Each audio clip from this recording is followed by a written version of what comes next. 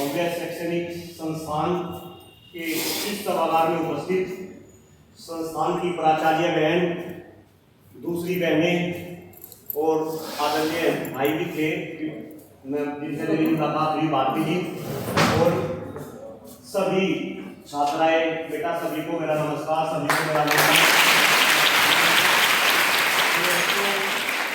मेरा नाम डॉक्टर कुलदीप मलिक है। मैं रहने वाला आप ही के जनपद का हूँ। पास में ही एक गांव गढ़ी सखावतपुर है, उड़ाने के पास, वहाँ पर मैं पैदा हुआ। मेरा पैतृक गांव करोदा महाजन है। और कभी मेरे मम्मी पिताजी भी, जितनी बहनें यहाँ पे खड़ी, मेरे मम्मी पिताजी भी कभी शिक्षक हुआ करते थे। और जब मैं गढ़ी गांव में चलता था, उंगली पकड़ के मास्टर जी नमस्ते, मास्टर जी नमस्ते, मुझे इतना गर्व फील होता था कि मैं एक शिक्षक का बच्चा हूँ। धीरे धीरे मैं बड़ा हुआ। बचपन में कई बार मेरे पिताजी मेरे से पूछते थे कि भाई कुलदीप बड़ा होकर क्या बनेगा।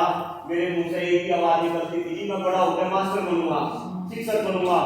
लेकिन धीरे धीरे बड़ा हुआ, पिताजी मुझे इंजीनियर बनाना चाहते थे। मैंने एमसीए, एमटेक, पीएचडी की, और बेटा इसके बाद मैं सॉफ्टवेयर कंपनी में काम करता था। लेकिन फिर वहाँ की जॉब छोड़कर मैं अमेरिका जाने लगा, अकेला वो जॉब छुड़वा दी और मैं शिक्षक ही बन गया। फिलहाल वर्तमान में ग्रेटर नोएडा के अंदर आईपीएस इंजीनियरिंग कॉलेज में मैं प्रोफेसर हूँ, बेटा कंप्यूटर विभाग में।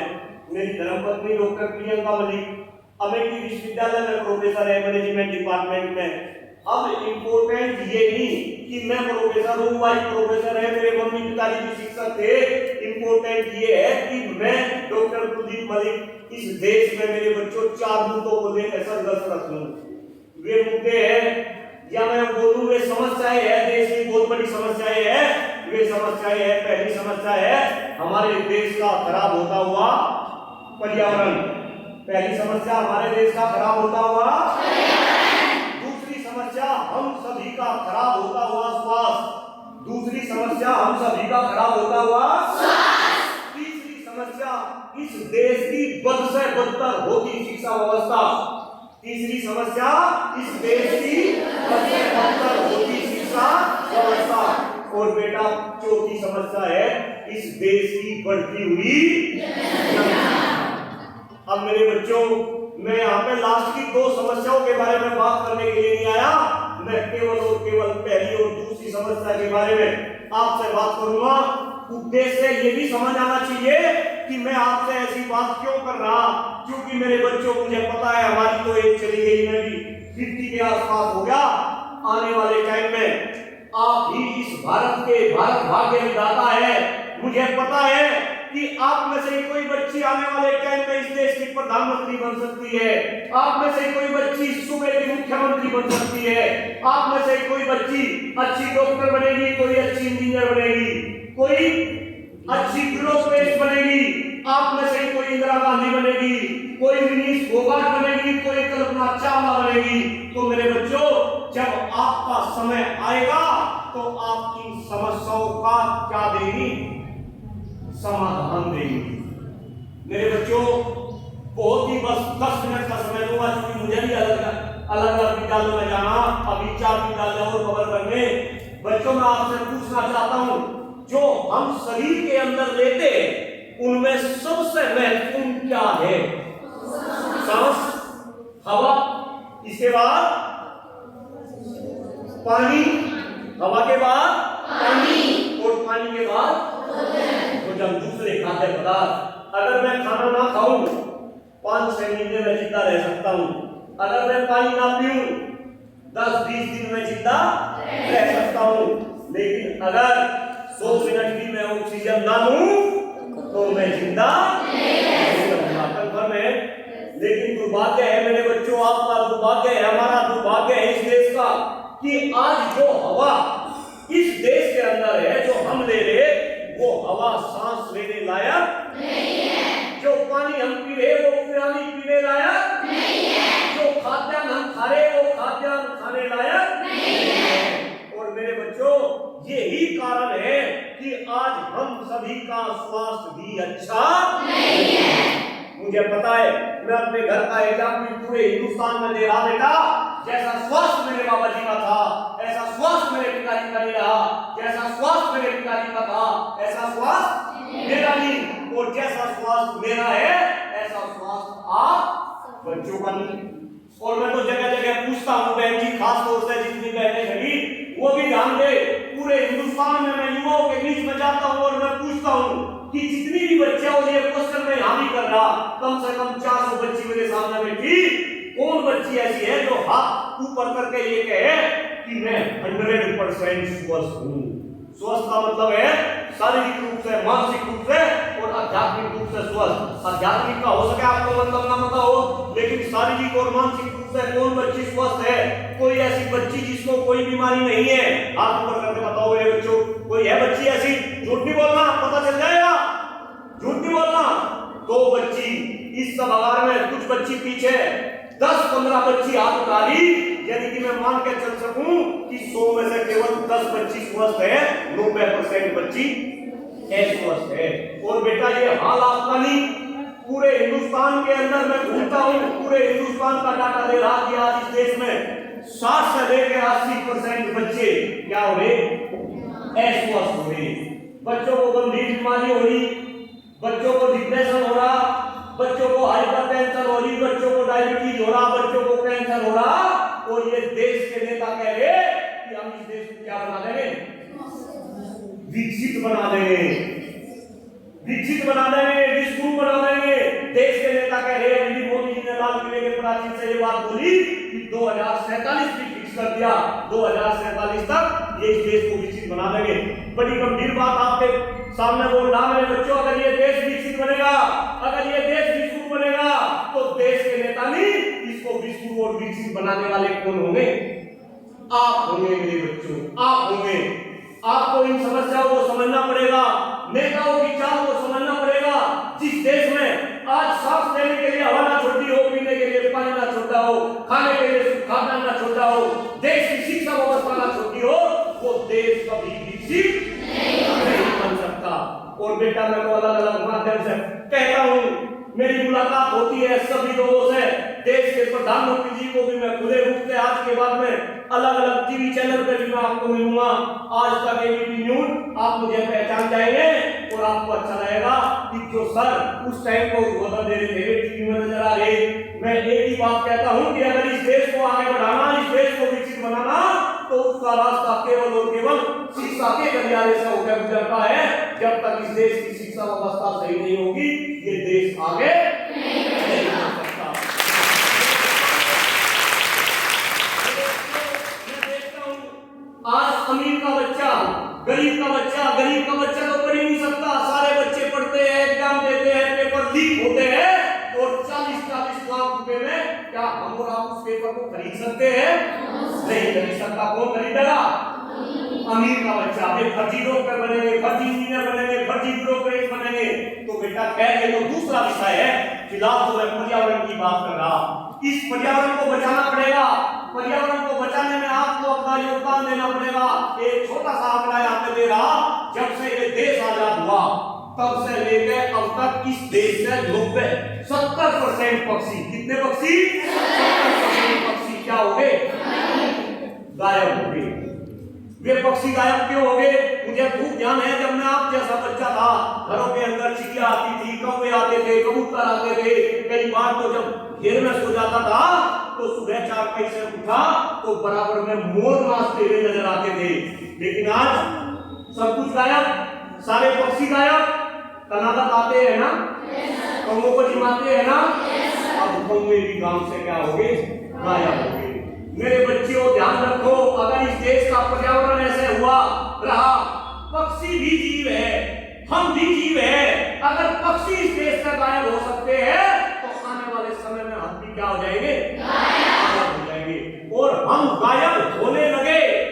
मैं अपने घर का एग्जाम्पल देता हूँ। मेरे पिताजी जैसे रिटायर हुए, मेरे पिताजी को कैंसर हुआ, आज मेरे पिताजी हमारे बीच में। घर के अंदर कैंसर, ये गायब होना ही तो है। तो कहीं ना कहीं इस पर्यावरण को बचाना पड़ेगा। बस एक बात आपसे और पूछ रहा, आपने नाम सुना होगा AQI का। किसका? AQI बोले तो कोई भी बच्ची AQI बोले तो एयर क्वालिटी इंडेक्स। मेरे साथ बोलो, AQI बोले तो एयर क्वालिटी इंडेक्स। क्या है AQI? एयर क्वालिटी इंडेक्स हवा की शुद्धता को नापने का एक जरिया है। गूगल बाबा यूज करती है ना सारी बच्चियां, करती हो ना गूगल बाबा? आज सर्च करके देखना, उसमें एक क्वेश्चन लिखना गूगल बाबा के ऊपर कि पूरे विश्व में सबसे प्रदूषित शहर कौन से है। जब वो लिस्ट सामने आएगी तो उसमें से टॉप 10 में से 7 शहर हिंदुस्तान के मिलेंगे। आप सर्च करके देखना पूरे विश्व में सबसे प्रदूषित राजधानी किस देश की है, आपको उसमें अपने देश की राजधानी नई दिल्ली का नाम मिलेगा। AQI हमेशा 50 से नीचे रहना चाहिए।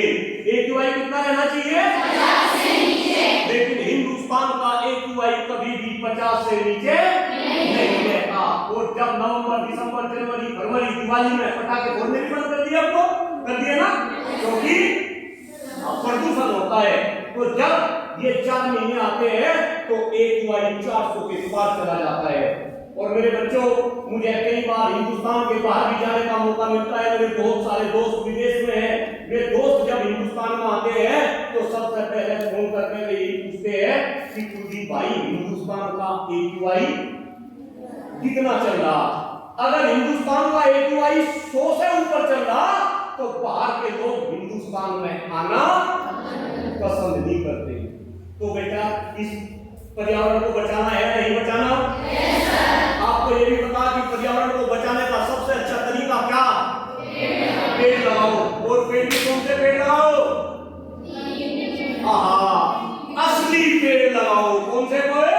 असली पेड़। अभी बच्ची बोली कौन से असली पेड़? नीम, बरगद, पीपल, बस 3 पेड़। और बेटा, क्योंकि ये तीनों पेड़ वातावरण को सबसे ज्यादा शुद्ध करते हैं, ऑक्सीजन देते हैं, और हमारे घरों में इन पेड़ों की क्या की जाती है? करी जाती है ना पूजा। तो पूजा भी बड़े लोग इसी वजह से परिपाटी चलती आ रही, क्योंकि ये वातावरण को सबसे ज्यादा शुद्ध करते हैं। लेकिन दुर्भाग्य है कि इन पेड़ों को लोगों ने लगाना, पहले गांवों के अंदर खूब पीपल नजर आते थे। लेकिन मेरे बच्चों, मुझे गर्व है आपको बताते हुए कि आपके बीच का आपका बड़ा भाई, आप मुझे पिता तुल्य मान सकते हो। बेटा, आपके बीच का ये इंसान पिछले 15 साल से इस काम को कर रहा। मुझे पता, आप में से जितनी बच्चियां आप में बैठी 10+2 के बाद 5-10 बच्ची ग्रेटर नोएडा में जरूर आएगी, क्योंकि ग्रेटर नोएडा एजुकेशन का हब है। कोई बच्ची इंजीनियर बनने के लिए आएगी, कोई भी फार्मा करने के लिए आएगी, कोई नर्सिंग करने के लिए आएगी, कोई MBA करने के लिए आएगी।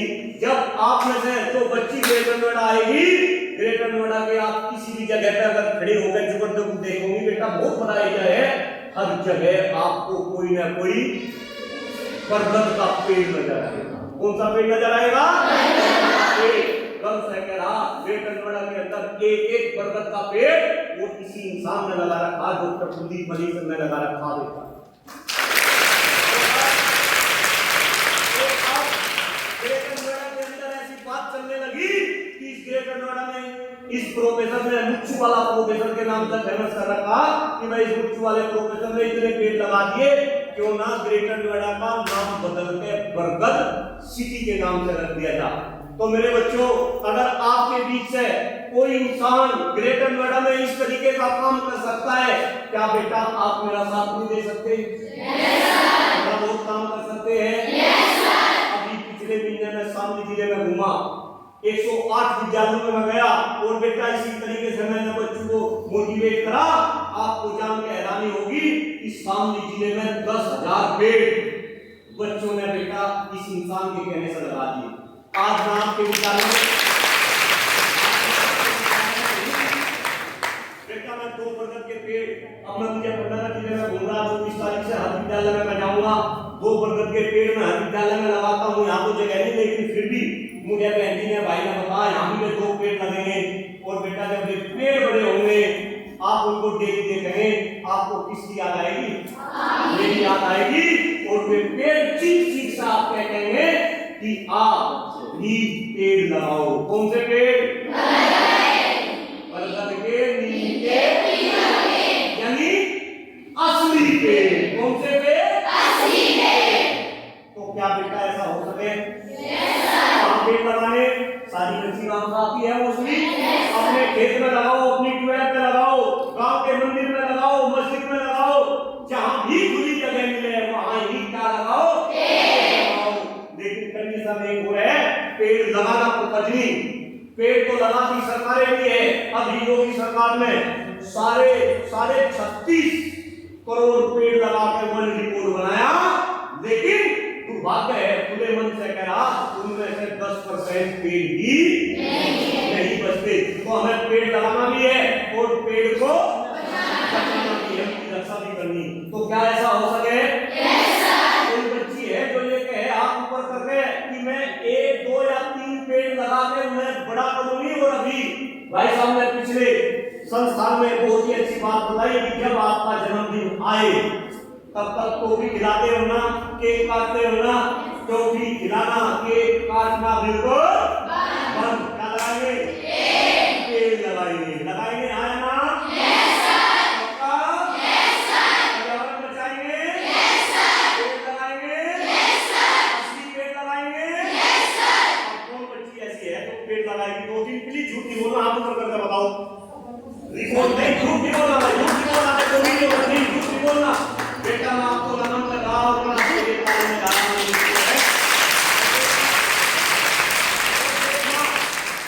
जो पेड़ आप लगाएंगे बस उसकी एक एंट्री प्रधानाचार्य एंट्री ऑफिस में आके अपना नाम, अपना नंबर और कौन सा पेड़ आपने कहां लगाया वो एंट्री करा देना, और बेटा पता चलेगा कि कम से कम 500 पेड़ इस कॉलेज की बच्चों ने भी लगा दिया, 1000 पेड़ लगा दिए। हो सके ऐसा?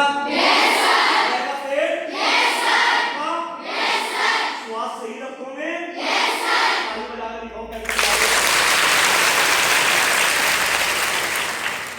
बच्चियां बस 1 मिनट रोक लूंगा क्योंकि मुझे पता गर्मी लग रही होगी बेटा, लेकिन मैं भी बोल रहा मुझे ज्यादा गर्मी लग रही हो ना, लेकिन मुझे इतना आनंद आ रहा कि 1 घंटे तक आपके बीच में ऐसे ही बोलता रहूंगा बेटा, क्योंकि आपका रिस्पॉन्स इतना अच्छा मिल रहा।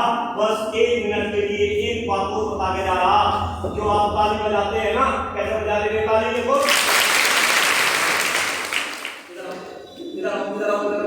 क्या नाम आपका? हाँ इधर आओ। आप नहीं, ये बच्ची में जाती रहेगी, यहाँ पे बजाओ बेटा ताली। ये बच्ची ताली ऐसे बजा रही है, देश के प्रधानमंत्री मोदी जी भी कैसे बजाते हैं? ये ताली बजाने का तरीका नहीं है, ये ताली बजाने का तरीका गलत है। सही तरीका तो क्या है? आपकी 5 उंगली और ये उल्टा कैसे है?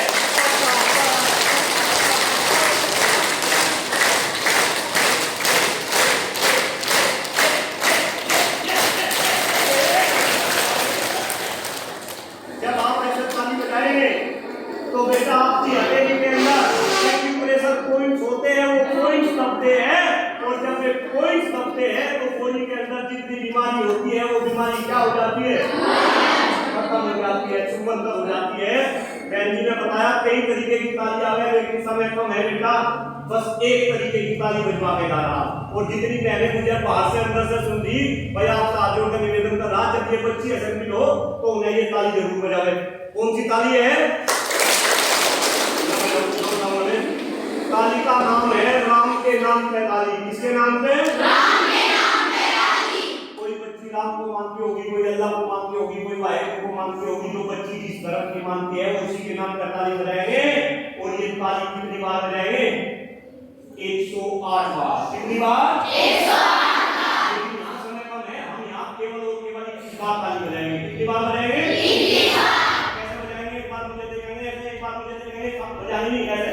राम राम के राम राम को राम राम की बजाएगी साथ में अच्छे से। चलो लेट्स स्टार्ट। राम के नाम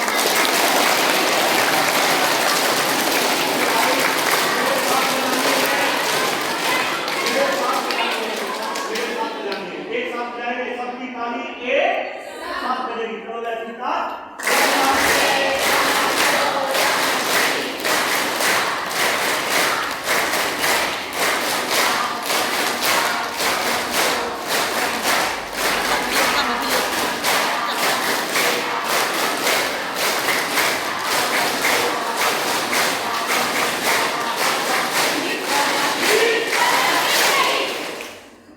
बहुत बहुत धन्यवाद सभी बच्चियों का, खास तौर से बहुत ही कम समय में बेटा आपको असेंबल कर दिया। और देखो मैं पसीना पसीना हो रहा, लेकिन फिर कह रहा ये देश नेताओं के कहने से विकसित नहीं बनेगा, ये देश अगर बच्चियां होंगी। इंदिरा गांधी जानते हो ना, प्रधानमंत्री रही देश की और पूरे विश्व में हिंदुस्तान का डंका बजवाया इंदिरा गांधी ने। बेटा पाकिस्तान के 2 टुकड़े करे, इस देश को परमाणु संपन्न बनाया। हो सकता है क्योंकि हम तो मुजफ्फरनगर से है। अरे मुजफ्फरनगर वाले तो वैसे ही क्रांतिकारी लोग होते हैं, है ना आपके सामने क्रांतिकारी। तो बेटा हो सकता है कल आप इंदिरा गांधी बनो, कल आप कल्पना चावला बनो, कल आप विनीत फोगाट बनो, तो तब इस देश को आप आगे बढ़ाएंगे, इस देश का नाम रोशन करेंगे।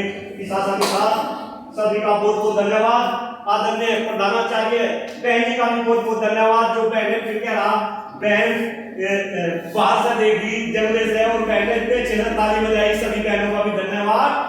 जय हिंद, धन्यवाद।